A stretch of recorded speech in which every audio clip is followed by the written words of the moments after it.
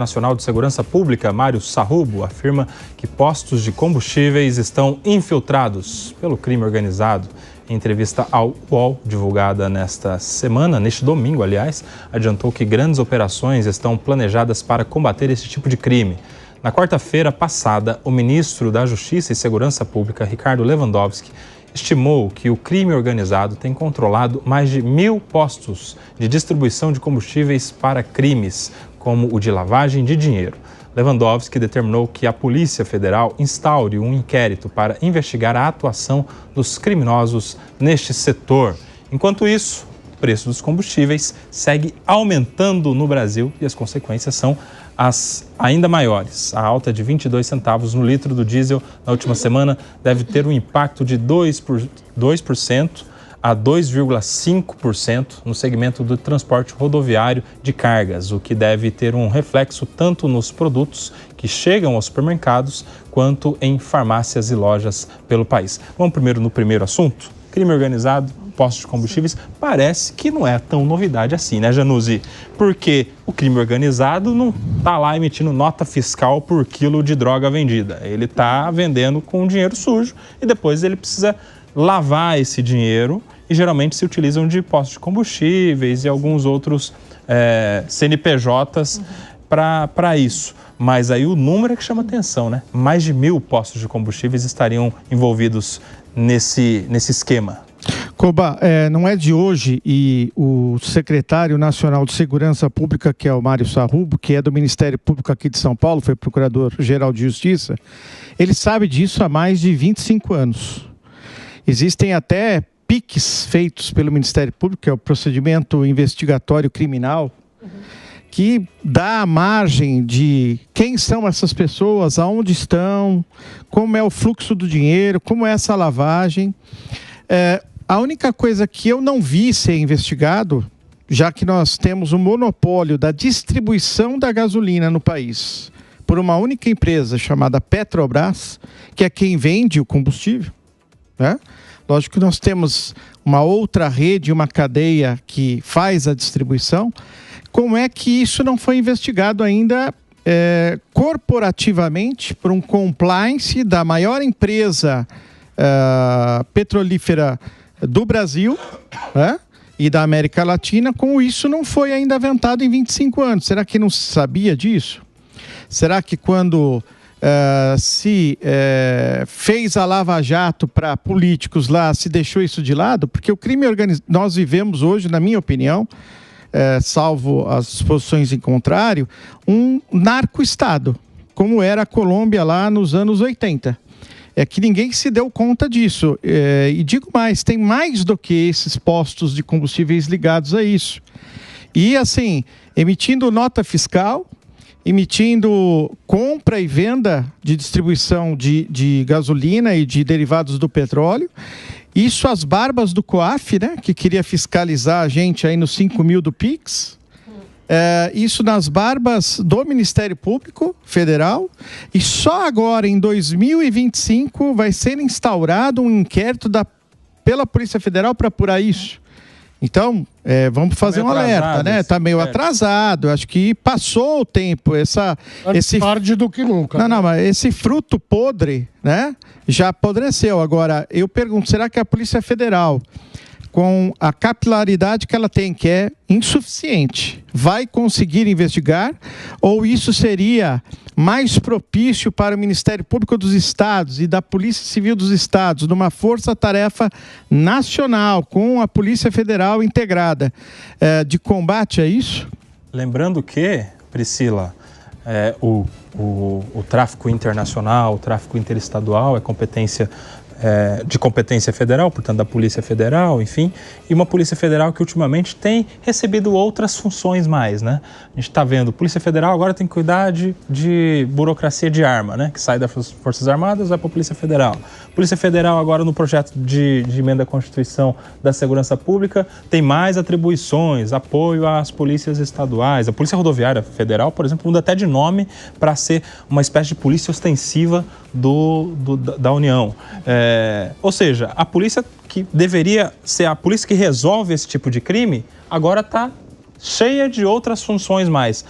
A expectativa é que, se não resolveu até hoje só cuidando disso, como é que vai resolver agora com tantas outras funções mais que a gente está vendo o governo dar para a Polícia Federal? Hein, Priscila? Qual a sua projeção? Koba, como o Januzzi aqui colocou, que eu me lembre, a gente teve aqui no estado de São Paulo, já desde 2006, que foi um grande boom, que começa então a gente ter conhecimento, nós, enfim, temos conhecimento do crime organizado, lavando capitais através de postos de combustíveis, e eu não posso negar que houve, desde o governo, 2006 era o governo Alckmin, aqui, né? Aqui em São Paulo, sim. Eles começam a bater, desde este momento, o Ministério Público de São Paulo, tentando brecar a ramificação, E aí, na verdade, embora houvesse essa tentativa, que era até então da Polícia Civil, como você bem colocou, houve uma maior ramificação, porque eles, na verdade, eles se estruturaram de maneira que hoje não fica só nos postos de combustíveis, a gente vê farmácias, Então, outros... Hotéis, farmácias. Então, o que me chama a atenção nem é tanto a Polícia Federal investigar, embora seja, porque se você pegar a Constituição na hora de delimitar o poder das polícias, a Polícia Federal ela fica atrelada, entre outras coisas que envolvam bens, serviços e desdobramentos que tragam violação à administração, ou seja, não seria diretamente. Mas, por outro lado, aqui eu vou concordar com o Pacheco. Em que sentido? Antes tarde do que nunca. Eu acho que, como o crime organizado pulverizou de maneira que está mais estruturado que o Estado, eu não vejo nenhum problema, tá? Não estou falando da Polícia Federal investigar, não é isso. Eu não vejo problema do ministro Lewandowski fazer essa força-tarefa, tá? Para poder buscar. E agora o problema está aqui. Buscar e querer buscar tem bem uma extensão, tá, Koba? Então, eu não sei se é mesmo vontade do Estado, enfim. Mas eu não vejo de todo mal haver um inquérito para se apurar e buscar. Agora, eu não sei se vão conseguir. Porque, na verdade, a gente já vê isso, como o Janus colocou. Eu estou me lembrando aqui, desde 2006, eu me lembro de uma grande força, as pessoas, os policiais, a ANP, membros do Ministério Público, em frente, para poder enfrentar essas organizações. E, na verdade, vocês lembram que teve aquela reação do crime, Isso. Com ataques aos quartéis. No governo no curto período do governo Lembo. E o Alckmin já teve um terrorismo aqui em São Paulo. Concorrer à presidência da República contra, veja só, o presidente Lula, Alckmin versus Lula, hein? Hoje o presidente... A política é maravilhosa. E o Lembo estava governador todo mundo se lembra disso, Acho que talvez também a nossa audiência se lembre. E eu acho que deu um efeito rebote, porque o que a gente percebeu? Que muito embora eles tivessem feito tudo, e fizeram mesmo o Ministério Público, o GAECO, inclusive, um grande... A gente via isso, na mídia, aquelas operações em postos, que eram operações que eram feitas... uma investigação sigilosa pelo Ministério Público, pela Polícia Civil e desempenhavam ali uma função de fiscalizar e fechar os postos com aqueles taxões, A prefeitura ajudava a cercar o posto, etc. Isso é um problema.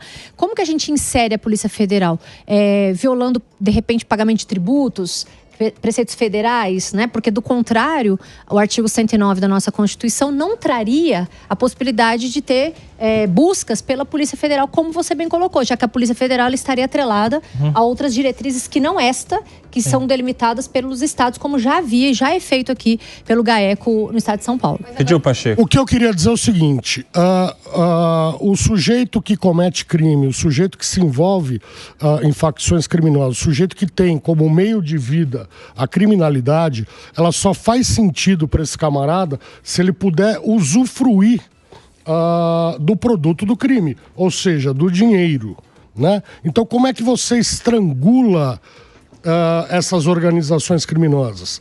Através de mecanismos que façam com que eles não possam gozar do dinheiro recebido na atividade criminosa.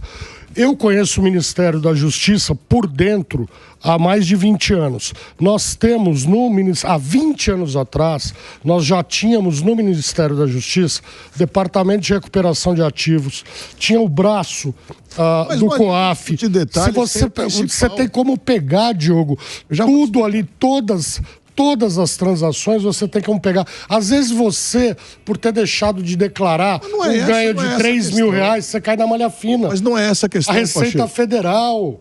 Pacheco, não é essa a questão. E antes tarde do que nunca, jamais. Pensa um pouquinho vocês. O ministro da Justiça veio em público e disse: tem 1.000 postos ou mais do PCC, do crime organizado, melhor dizendo. Vamos tomar providências. Como é que fica essa coisa numa hora dessas? Nós vamos abastecer amanhã? Como? Sabendo que de 40 mil postos, 1.000 ou mais podem ser do crime organizado e nós vamos abastecer sem saber quais são? Como é que ele sabe que são 1.000? Alguma informação ele tem. Deve saber pelo menos alguns quais. Talvez ele não possa liberar essa informação. Agora tem mais, Diogo. Tem mais. Quando diz, vou mandar a polícia começar a investigar, nós estamos cansados de ver que as investigações da Polícia Federal são sempre sigilosas. A gente descobre o nome da operação depois que ela é deflagrada, depois que ela é colocada na rua. Né, agora, ele disse, vejam, fiquem preocupados. Talvez você abasteça com crime organizado. Vou pedir à Polícia Federal para tomar providências. O que ele está fazendo com isso? Percebendo ou não percebendo? Está avisando todo o crime organizado. Olha, a partir de segunda-feira, vocês serão investigados. Portanto, se pensarem bem, talvez seja a hora de vender seus postos e fazer outra coisa. É ridículo um negócio desse, gente. Eu vou discordar que eu não acho que foi essa, assim, não sei, não conheço o ministro, né? Eu tô falando que foi intenção, inclusive eu falei sem perceber, não tô dizendo que foi intenção, mas é o ato, é o fato. Ah, sim, não, porque quem faz... um exemplo, se ele é um faccionado, enfim, se ele já é da organização, eles usam laranjas, eles não vão usar os nomes e eles já sabem qual é o risco de ter um negócio que seria desdobrado do crime. Então, eu não acho que ele vai vender até que o ministro anuncie que o dele é, de repente, né, o posto dele tá lá na mira da polícia. Nenhum criminoso, não vou falar nenhum porque a gente restringe, não acho que os criminosos ficam, eu vou esperar o ministro falar que o meu tá lá naquela relação. Então, nesse ponto aí eu vou discordar e vou... Como? Ele avisou todo mundo. Não, o mundo já sabe ou não sabe? Não, é isso que eu tô querendo dizer. Avisar por quê? Quem é o criminoso, ele já sabe que ele tá vendendo coisa com lavagem de capitais. E outra, dentre esses 1.000 é o que ele falou. Não quer dizer que sejam só 1.000, entende? Então, e aí preciso colocar uma situação aqui que é importante a gente falar. As investigações, elas devem correr em sigilo e eu não visualizo ali nenhuma problemática dele falar dos 1.000. Como correr em sigilo? Já contou pra todo mundo. Quem não sabe? Alguém não sabe ainda? Olha, os postos vão ser investigados a partir de segunda-feira. Então não tem nada de sigilo aí.